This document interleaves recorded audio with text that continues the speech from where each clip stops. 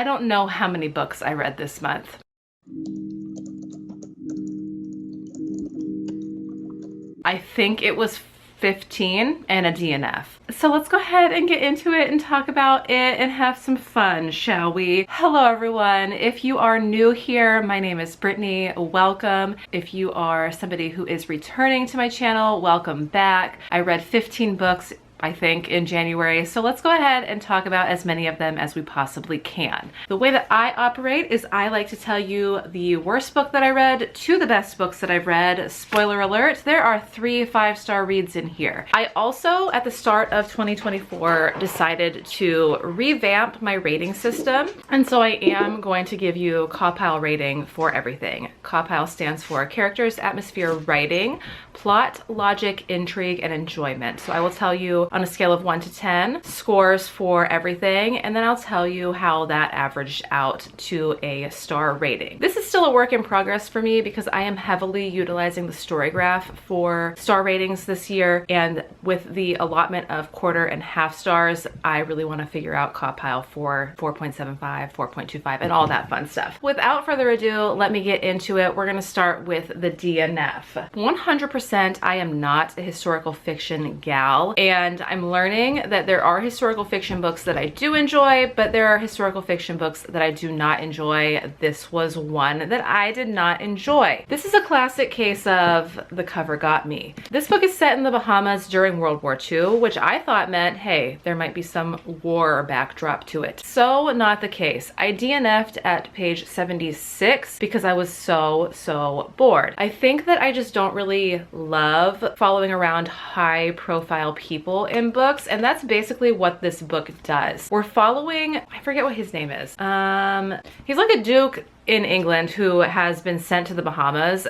For some reason, it was never really clear to me in the book why he and his family were sent to the Bahamas, and a reporter who's trying to like break the story about this family. I was double dorking this. Double dorking is when I listen to an audiobook and read along with the physical book. And I don't know if I just didn't like the narrator or if I just was dreadfully bored with the actual writing. It wasn't really it for me. So I am going to be unhauling this. You can find it in my Pango. It's for someone. I'm just not that person. I will not be rating DNFs. I'm just going to tell you if I DNF'd them. So this was a DNF. I also don't think that cawpile will work for nonfiction books. So I am going to just tell you about a nonfiction book that I read, and that is Friends, Lovers, and the Big Terrible Thing by Matthew Perry. I listened to the audio version of this. My mother-in-law read it after he passed and said, well, if you're a Friends fan, you should probably read this book too. And I am and have always been a Friends fan. I told one of my friends at work that I remember watching the series finale with my mom and like both of us crying, and then rewatching each season as I've progressed into my own adulthood. So I am a huge Friends fan to this day. My hold for Libby finally came through for his book, and it was just a very devastating, heartbreaking read. I was texting Bessie Kelly as I was reading it, talking about how it was making me tear up as I was like cooking and doing dishes while I listened to it. It's a hard read. He talks very heavily about his addiction to alcohol and drugs in this book, and so it was hard reading it, you know, after his passing. And I'm not going to rate any nonfiction memoirs or anything that I read just because it feels weird to me to give a star rating to somebody's actual life. So that is another book that I read this month that we're, you know, talking about up front. It was actually the last book that I finished in January. Now let's move on to 1-star books. I did only have one star book this month,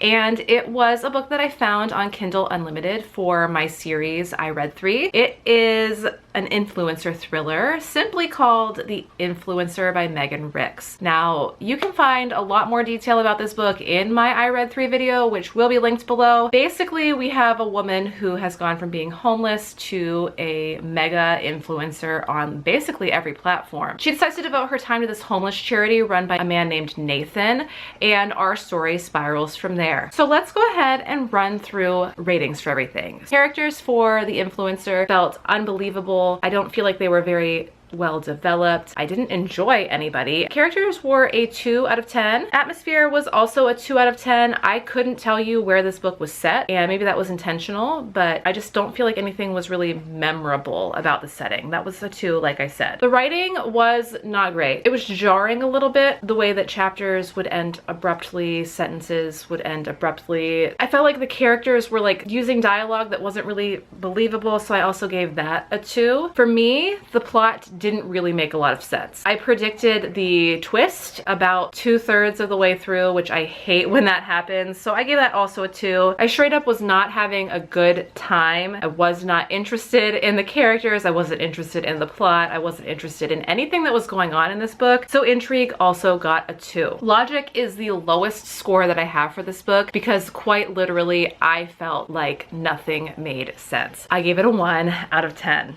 Enjoyment. I straight up was not having a great time reading this book. I could not wait to be done, but I couldn't DNF because I needed it for that I read 3 video, so that was a 2. Averaged everything out. It ended up meeting the scale for a 1-star read. The Favorite Sister by Jessica Knoll. This one is following women who are part of a reality television series called Gold Diggers. So we have Brett and Stephanie as the 2 key points of view in this book. Brett is our cycling queen, and she has this company that is raising money for a village in Africa to like give bikes to them so that they can ride their bikes to their, you know, well to get water. And then Stephanie is the author of the duo. They are besties who had a falling out, and basically we are following in pre-production of the show, production of the show, and post-production of the show. It was something, but it wasn't for me. I think I like reality TV, but I like reality TV that isn't where people are being horrible to each other. The women felt very catty. Like, for example, reality TV for me that I enjoy is things like Jersey Shore, where I can just laugh and have a good time. I was not laughing and having a good time in this because obviously it's a thriller and we have a setting or a backdrop of someone's dead and we're trying to figure out which one of the women had something to do with the woman's murder. That's not my cup of reality TV. I didn't really enjoy the characters, but I do feel like Jessica Knoll put thought into the development of the characters. So they were a little bit above average for me, but because I didn't like them, I gave it a 6. The atmosphere, again, we have something where I'm not really that interested. We're bouncing around from like New York to Morocco, like all of these different places, but I just wasn't that into it. So that was also a 6. I've said before, and I will say it again, I read Luckiest Girl Alive and I like Jessica Knoll's writing. And I don't know if I didn't notice this because I listened to the audiobook of Luckiest Girl Alive, or if I just realized in hindsight, Jessica Knoll really loves description in her books. That's not exactly my cup of tea. I prefer a more dialogue heavy book. I'm not gonna retract like many points for that, but for me personally, the excessive description brought this down to an 8. Otherwise, I think it would have been a 9, 9.5 on the scale. The plot, again, not something that I'm too into. I felt like it was a little shaky at best, so this was a 5. Intrigue, we've already touched on this a little bit. I wasn't that interested in it, so this one got a 3. I was way more invested in Luckiest Girl Alive, and I do think that Jessica Knoll's new book that's out is something that I would really enjoy. But this one was a 3 for me for intrigue and also enjoyment, because if I'm not interested, I'm not really enjoying it. So 3 for both of those. And then logic was actually pretty high also. I felt like from what I knew of the characters in this book, every decision that was made sense. So again, this one gets an 8 for logic.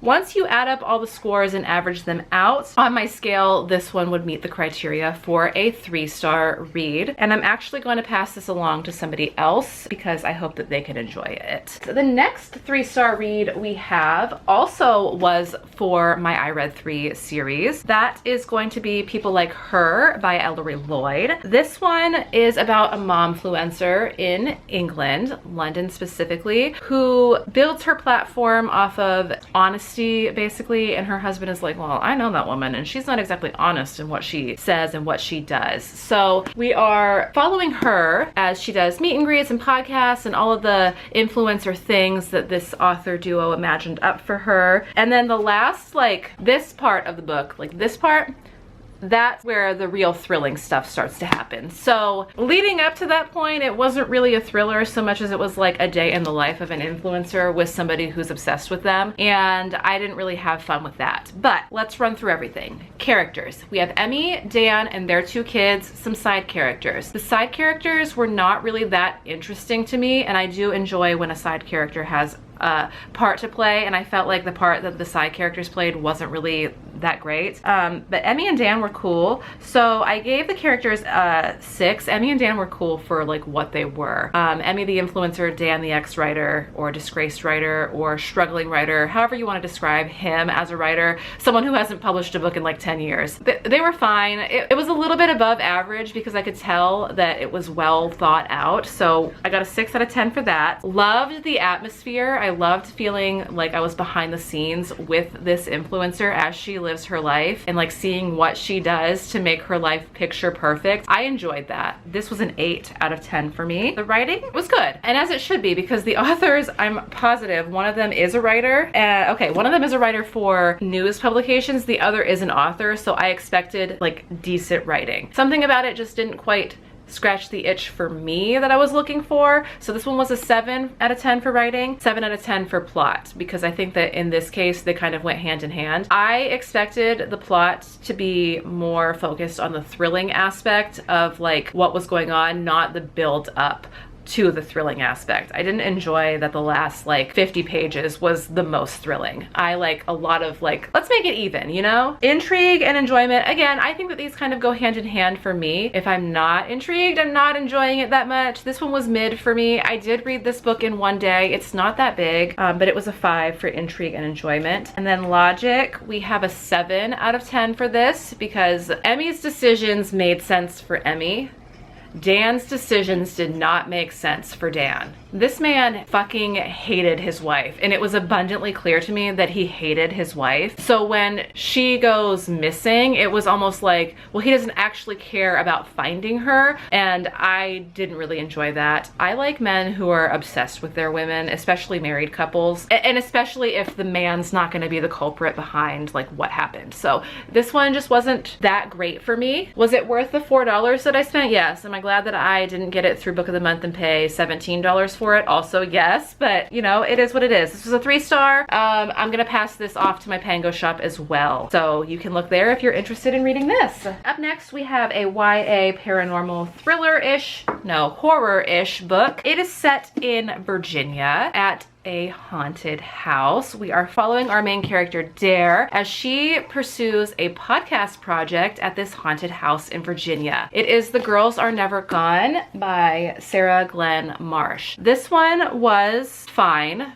for what it was. I can't really remember a whole lot of the plot besides the fact that it is about a girl who is trying to figure out a mystery of this haunted house for a podcast project that she has undertaken for her summer vacation. I flew through it because it was a very easy read. Nothing too heavy in it either. So let's run through it. The characters, I feel like me sitting here and saying I don't remember the characters should tell you that the characters were mediocre. So it's a 5 for me for characters. I literally can't remember the 2 side characters who partner up with Dare. I cannot remember their names. I can't remember the 2 adults in this book. I can't remember the names of the characters whose deaths Dare is trying to figure out, who are haunting the house. I can't remember anything. And I think that that just speaks volumes about this. The atmosphere was pretty good. The house does all kinds of like crazy things, and I was really into that. So this was a 6 out of 10 for me. I felt like I couldn't really picture it, like not in the way that I could picture the house in The Only One Left. I could not picture the house in this book. So that's why I just struggled to give it higher than a 6. For the writing, I think that Sarah Glenn Marsh is a talented writer. It's a 7 out of 10 for me. It wasn't the greatest thing that I've ever read, but it also wasn't the worst. So 7 out of 10, a little bit above average, I would say. I wasn't really into the plot of this book so much as I was into the writing of this book. So I felt myself being pulled out of the story often as I was reading this and getting distracted by other things. I did still read it quickly, but I just wasn't as into it as I normally would be. And especially like for a YA, I feel like a lot of YAs are very balanced with character driven and plot driven. This one was not so heavy on the plot, and that's okay. It was just mid for me. Same thing for intrigue. It was okay. Like I said, I got distracted a lot, so I gave it a 5. And this time it's a little bit different. I gave enjoyment a little bit higher. I gave it a 6 because I did find myself like catching myself on my phone and being like, what am I doing? Go back and read your book. You're still enjoying it. I just wasn't that interested. And maybe that's because I am growing and maybe YA paranormal horror is not for me anymore. It's okay. We kept it moving. 6 out of 10 for enjoyment, 5 out of 10 for intrigue.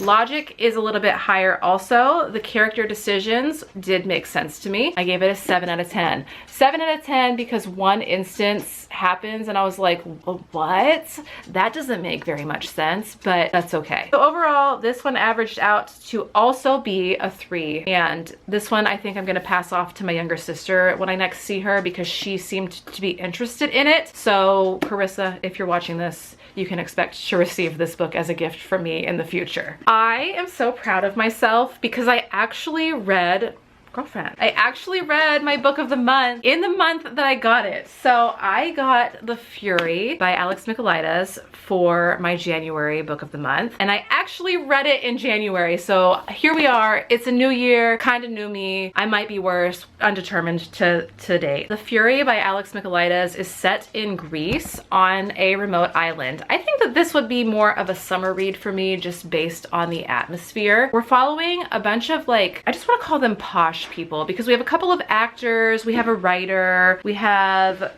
the actress's wife, or not wife, husband and son, and like they're all well-to-do people. They're traveling to this Greek island for Easter. The plot basically is the narrator is telling you that someone is dead and you are getting the buildup to what happened when this person dies. So it was not it for me, okay? Let's run through it. The characters, I didn't like anybody. The narrator is like painted to be this person that you should feel bad for. And like, I feel bad for him, but at the same time, this is a classic case of the things that happen in your past don't have to define you. And he let the things that happened to him in his past define him. And I don't really love that. The narrator, he is super, super unreliable. And while that is fun, I did not have a good time. The writing style in this one really wasn't working for me. I really blame my English teachers throughout my entire educational process for this because I'm used to being, as a writer, you are not talking to your audience, directly to your audience. And this book, he's like, well, I'll let you decide that for yourself. Okay, so that wasn't working for me. I'm all over the place with this. The characters were a 5 out of 10 because I did not like anybody. I did not like all the double crossing to the double crossing that was going on. Everybody was really crap and it straight up was not a good time. The atmosphere was also okay. I figured it would be awesome because we're set on this Greek island. The wind is called The Fury, and like, I just felt like it was gonna be way more atmospheric than it was. Again, I would say it's more like plot driven than anything. The writing, again, I literally just told you that the writing style for this was not working for me. I do not like being talked directly at by the authors or the narrators. It didn't work for me. It might work for you.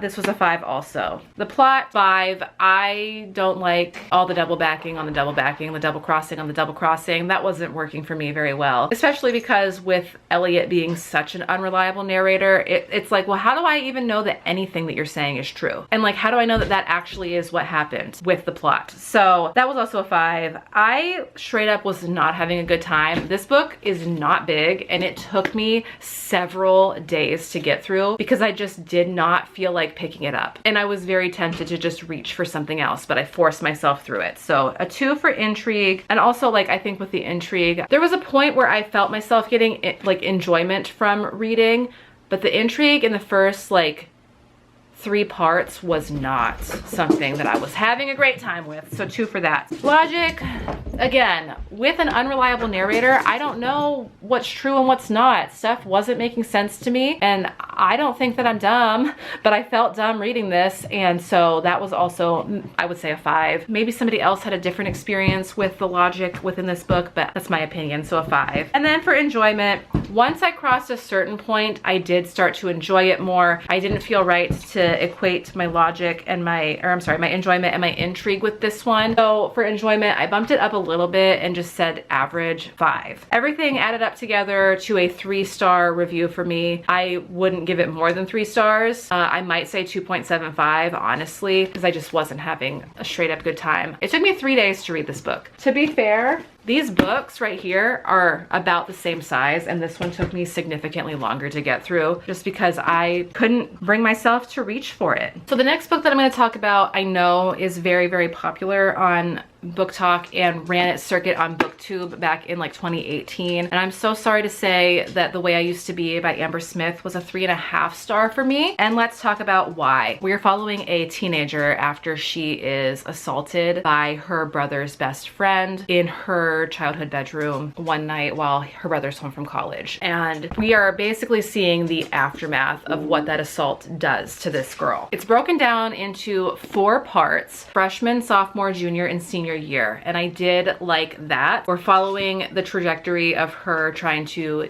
deal with the aftermath of it. It's not great. So obviously the content is heavy, but let's get into it. For characters, I said 7 out of 10. I didn't dislike Edie. I disliked the people around Edie because they basically make her feel like shit for being a horrible person after this life-altering event. As a mother, I can't fathom my child trying to tell me that something happened to her and completely talking over her and being like, yeah, it happens. Just like here, if you prepare properly, it won't happen in the future. Her mom was my least favorite, and like, I don't know if her mom also like suffered from some sort of mental illness or she just wasn't equipped to be a mom, but I hated her. I did not like her friend. I did not like anybody except for Edie and Josh in this book. So that was like a 7 out of 10 for me. It wasn't great. For the atmosphere, we spend a lot of time in Edie's childhood home. We spend a lot of time with Edie going to parties and drinking and doing drugs and smoking, and I wasn't having a great time. It gave me Euphoria vibes. Similar to Euphoria, like I enjoyed it, but I also was like, oh my god, where are your parents? So 3 out of 10 for atmosphere. The writing is a 10 out of 10. I really enjoyed Amber Smith's writing. I don't have anything else to say about her writing. It was great. There really wasn't a plot because each chapter, we could jump forward 3 months, we could jump forward 2 weeks. The whole plot is following Edie after this life-altering event and the fallout that happens after this life-altering event. For that, I gave it a 5 out of 10. I don't know what I was expecting going into this, but what I got wasn't what I was expecting. Intrigue and enjoyment. These two are linked together. I read this book in a day and a half. I could not put it down despite the heaviness of the content, and I would say that for the most part I enjoyed it. I gave them both intrigue and enjoyment 8s out of 10, and then logic was a 6 out of 10 because, like I said before with the characters, I don't feel like the mom was very realistic, and the decisions and choices and things that she said did not feel real to me. And even Edie's brother, I understand that the person who assaulted your sister is your very best friend in this entire world, but if you are so close to your sister and you see all of these massive changes in her, then why are you not asking her what's actually wrong with her instead of being like, wow, Edie, you really are just a slut. Overall, this one averaged out to be a 3.5. And then we are jumping into the 4-star books. One of the books that I read this month that was a 4-star, I also discussed during my I Read 3 video, which again, linked below. It's The Followers by Brady Godfrey. We are following Molly Sullivan, Liv, and the parasocial relationship between those 2 individuals. Liv's sister is murdered 10 years prior to our story taking place. And Molly is married to the man Liv thinks killed her sister and kidnapped her niece. So basically we're following Liv as she tries to figure out if this man is who killed her sister and if his daughter is her niece. Molly is a social media influencer, big on Instagram, I would say. She has kind of seen a decline in her numbers as the story progresses because she stopped sharing so much of her life because her husband is so private with his life and he doesn't want everything on social media. It's really an interesting read and I enjoyed myself a lot while I was reading this book. Let's go ahead and break down everything. Characters, I gave a 7 out of 10 because I felt like they were interesting, but the side characters that play kind of an important role weren't as developed as I would have liked them to be. In particular, I'm thinking like Jeremiah. He plays an important role in this book, but I feel like we focus too heavily on the romantic aspect between him and Liv than what should have been. I'm very particular about thrillers and romantic interests in thrillers. Jeremiah does play a romantic interest for Liv, and I don't always love that in my thrillers. My thought process is, why does it always have to be a romantic interest? Why can't that person just be a friend? And in this one I had mixed feelings because Jeremiah obviously pursues Liv as a romantic interest for a reason, whereas in other books that I've read it's like, well, why did they have to be a love interest? Like, they could have done the same thing that they did while being a friend. So I have mixed feelings about this. That's why it was a 7 out of 10. Atmosphere, we are set in a remote Colorado town, Durango, Colorado, I want to say. Everything about it gave me small town vibes. I grew up in a small town. Everything that happened was like, okay, yeah, cool. But as somebody who grew up in a small town and got out of said small town, I did not like the flashbacks that I was feeling. Give it a 7 out of 10. It was a little bit above average, and I did very much enjoy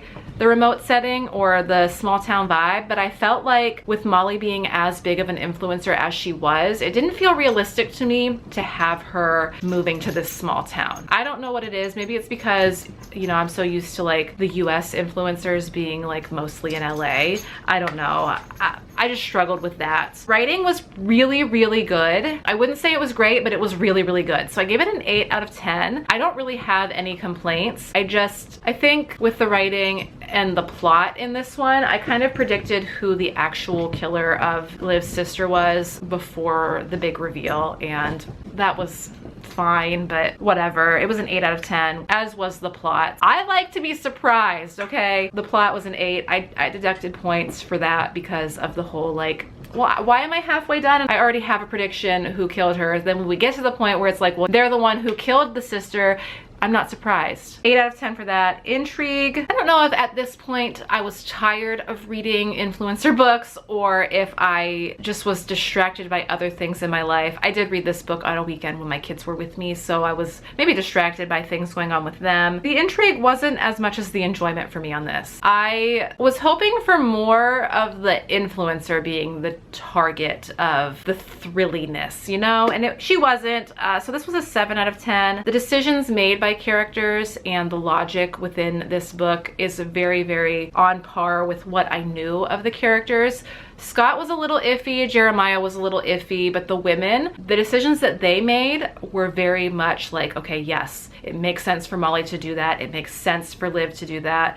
Jeremiah and Scott, they tanked it a little bit. So this was an 8 out of 10 for logic. And then I straight up had a wonderful time reading this book. I gave it a 9 out of 10. I don't know what it was. I really think that it was the writing of this book that drove me to continue to read. It was really a good time. And so averaging everything out, this book ended up being a 4. Then we have a Lisa Jewell. There were 2 Lisa Jewell books that I read this month. I read The Family Upstairs, and this one is about a family in a really nice house in England and what happens during the duration of while they live there and the aftermath of them living there. And like, we're kind of bouncing back and forth. We have Libby and then we have Lucy. This is a hard book to describe. Going into this, I did not expect cult-like feels. This book has cult-like feels. Libby's turning 25, finds out that she inherits this really, really gorgeous house. She's trying basically to figure out why she's inherited this house. She knows that she was adopted and she has this vision of what her previous family was like. Libby was found when she was 10 months old inside of this house by herself, but like everything about her was taken care of. She wasn't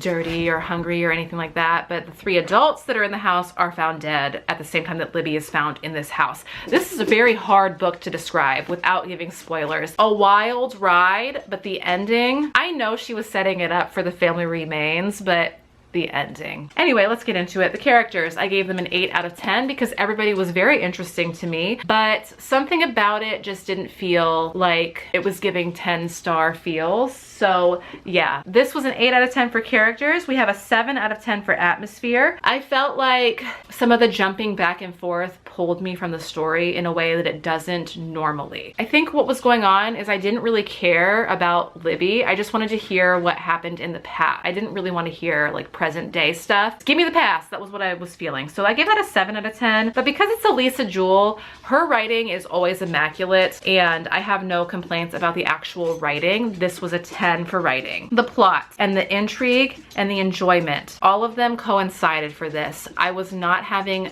the typical time that I would have when reading Elisa Jewell, so I gave it a 6 out of 10 for all 3 of those categories. It missed the punch that I normally feel when I'm reading Elisa Jewell, but the logic did get an 8. She does put a lot of thought into her characters. Henry in this book really, really weirded me out, and I really loved Lucy's character, but other than that, I don't know, the logic, it just, I struggled with it, you know? We are gonna go with a 4.75. This is my book club book. It is the second Emily Henry book that I've read. I annotated my copy, which you really can't. There you go, you can see there. People We Meet on Vacation by Emily Henry was a 4.75. Let's talk about it. We are following Alex and Poppy, who are BFFs who met in college, and they take a summer vacation every year together, and it's really a good time until it's not a good time anymore. We open with them on vacation, and then we're bouncing back and forth between past vacations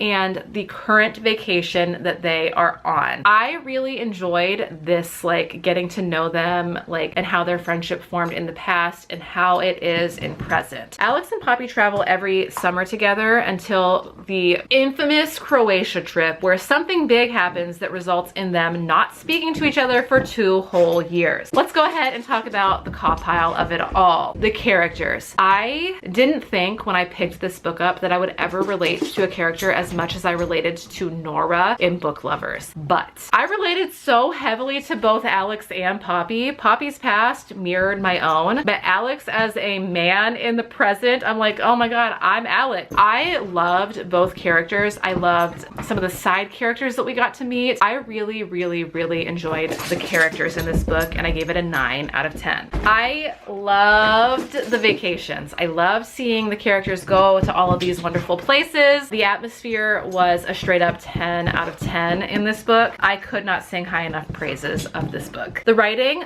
I love Emily Henry's writing. Her sense of humor really shows through in the books that she writes. I gave it a 9 out of 10. The plot is where we kind of get lost because the plot is basically just them going on vacation. Sometimes I found that past and present vacations kind of took me from the story because all I wanted to know was what happened in Croatia and why they didn't talk. And it was like she was teasing us the whole time. So I give the plot a 7 out of 10. Intrigue also with the plot for this one. It was an 8 out of 10. I just wanted to know what happened in Croatia, and I couldn't understand why it was taking so long for her to tell us what happened in Croatia. Logic was an 8 out of 10 because these characters, it was abundantly clear to me from the start that they loved each other, but why couldn't they just say that they loved each other? So I gave it an 8 out of 10. But my enjoyment for this was a 10 out of 10. I was having the best time, and I don't know if that's because I just loved the characters so much or if that's because I was annotating this book, but I was having the best time of my life reading this book. Next, we have our 3 5-star reads. I was surprised too, okay? 3 5 stars in 1 month is absolutely unheard of for me, but the system is, I think, more fair than my other one, so let me talk about my 5 stars. The very first book that I read in January was a 5-star read. I was surprised to see that You Again by Kate Goldbeck averaged out to be a 5, but I was straight up having the best time of my life reading this book. I read it in genuinely, like, it took 2 days, but only because I had to work one of the days that I was reading it. I loved this book. You Again follows Ari and Josh across time. They meet one day as Ari is canvassing for a charity, and Josh is really rude to her, and she's like, wow, he is such a jerk. But then they cross paths again when he shows up to her apartment to cook dinner for her roommate. Ari is also sleeping with said roommate that Josh shows up to cook for. Then we flash forward and they're crossing paths again in a couple of years, and then we flash forward again and they're crossing paths in a couple of years. And this keeps happening for the first like 6 or 7 chapters of the book, until finally Josh and Ari start to not hate each other as much as they become friends. So basically we're following another friends to lovers situation, enemies to friends to lovers, if you will. I really, really loved Josh and Ari as characters. They were so different to each other and different to many characters that I've read in the past. Josh is like very stoic and serious, and I enjoyed his character a lot because he could be so deadpan funny. I like loved that. Ari is like free-spirited and super, super cool. I like loved her too. And I loved their chemistry together. So for the characters, I said 9 out of 10. And I gave it a 9 out of 10 because even the side characters like Josh's family and Ari's friends were all super, super like interesting and played pivotal roles in the story. And I loved that. The atmosphere, we are set in New York City. It was so cool. And I like enjoyed the fact that Kate Goldbeck gave you a guide to New York City in the back, so you could see like the places that she was talking about were actual real places in New York and not just like made up. I liked that. So that was a 9 out of 10. The writing was a 10 out of 10. Similar to Emily Henry, I really freaking enjoyed Kate's writing. You can very clearly see that her sense of humor is abundant in this book, and I loved that. Plot, I also gave a 9 out of 10. This is like described as a When Harry Met Sally situation. I don't know if that's true, but I was having a great time with the bouncing forward and forward and forward. And then when they actually start spending time together, I like could not put this down. I was so into it. The intrigue and the enjoyment were both 10s for me because I didn't want to go to sleep the first night that I was reading this book. I woke up early to read it again, and I just could not stop thinking about when I could next read this book. I loved it. And then the logic, I gave it a 9 out of 10 because I felt like some of the decisions that the characters made were infuriating to me, but it made sense for each character to make said decision. So that all averaged out to a 5 out of 5. The next one is one that I also double dorked because I simply cannot help myself. I have to double dork Lucy Foley's books because they are narrated by full casts. I genuinely love the full cast narration of Lucy Foley's book. This is The Paris Apartment. We are set in Paris as our main character, Jess, is trying to figure out what happened to her brother Ben, and we are set at this apartment. Now the setup of this book is that we are following each character and how their stories overlap, and we figure out what happened to Ben as the story goes on. Now Ben was expecting Jess to show up, but when Jess shows up at Ben's apartment, he is not there. And we, like I said, are following Jess as she tries to sort out what actually happened to her brother. The characters. I love a full cast narration. Each character had its own voice, and I genuinely loved that. Jess is really the only likable character in this book, and that's totally fine. At least there is one likable character. So I gave the characters a 9 out of 10. I loved the connection between each character. It was so fun to read. The atmosphere, 10 out of 10. I loved it. The apartment is creepy. The people who are there are creepy. Paris seems on par for what I've heard of Paris. I loved it. It was a 10 out of 10. The writing, it's Lucy Foley. I do enjoy her writing. I gave it a 9 out of 10. I will buy everything and read everything that she puts out because I really, really love her writing. For plot, I had 8 out of 10. There was a plot point that I was like, I don't know about that. So it kind of took me out of the story. It was relevant to what happens, but I was like, I don't know if that was the artistic choice that I would have made, I guess. And so it was an 8. For intrigue, enjoyment, this one ties into the atmosphere, I think, because the atmosphere really put me into the book. And so I gave the intrigue and enjoyment both 10s. And the logic was a 7 because I felt like some of the choices the characters make were like, what? what? Why did you do that? That didn't make any sense. Why would you do that? Please stop being so dumb. So 7 out of 10, but overall everything averaged out and it was still a 5-star. Until I work out my actual system, this was a 5-star. I think it would be more along the lines of a 4.75 if I'm honest, but I did read this at the beginning of the year and I'm still working out that scale, but loved it, recommend it. If you can, listen to the audiobook because it's a full cast narration, like I said, and I think that contributed to why I love this book so much. All right, we have one more book to talk about. If you've watched any of my vlogs this month, you know that I simply could not stop with Invisible Girl by Lisa Jewell. This one is about a few different characters. We have Sapphire, who's 17, who is the missing person. She's the invisible girl. We have Kate, who is married to Roan, who is Sapphire's ex-therapist. And we have Owen, the person across the street from Kate and Roan's house, who's like the creepy incel, who also has encountered Sapphire and is thought to be the person who is guilty of taking her somewhere to make her a missing person. I freaking loved this book. I could not put it down. A lot of times when I read Lisa Jewell, I think, oh wow, that's my new favorite. Oh wow, that's my new favorite. Oh wow, that's my new favorite. And once again, we have, oh wow, this is my new favorite. I cannot stop thinking about this book. I was obsessed with it. I read so much of this in the first day. I could not sleep the night that I like put it down. I could not sleep that night. Had to finish it. I'm pretty sure that I finished this book at work because there was something going on, but also because I could not stop thinking about it. And instead of going and talking to my friends as I normally would do when I'm not busy, I just read this book. I loved it. I loved it. I loved it. The characters were a 9 out of 10. I am surprised too. I even liked Owen's character for the arc that he went on.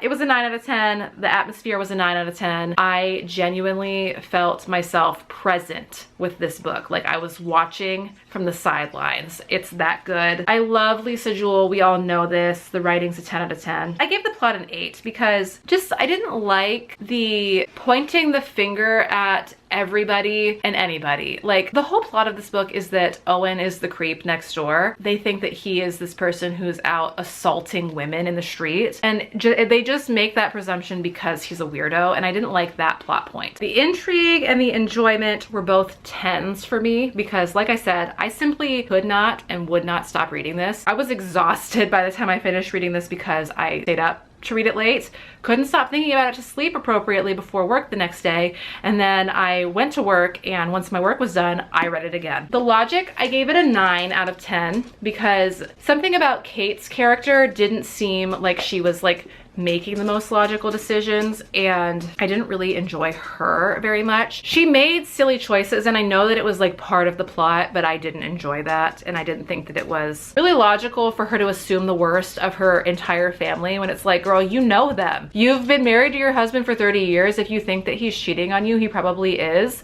and I really strongly doubt that your 14-year-old son is out here assaulting people. But I feel like she thought that of her son after she sat here and described him as this sweet and loving boy, and it's like, well, how can you think that about your son if you know him so well? It was a 9 out of 10 for me. All right, and then there's one more thing that I want to cover with you all, and that is my stat. So obviously I read every single day in January. I read and finished 15 books. I read 5,288 pages, and my average rating was 3.4 stars across the board, and I think that that's pretty good. I had 1 DNF. I started 1 series. 6 of the books that I read did include diverse characters of some sort. 12 of the books that I read were owned by me. The others were borrowed in some form, whether it's from Kindle Unlimited or Libby. But yeah, that's it. That is the wrap up. Thank you for sticking around for so long. If you liked this video, please leave me a like. If you have made it here, please leave me a comment letting me know if you have any thoughts on the books that I've read,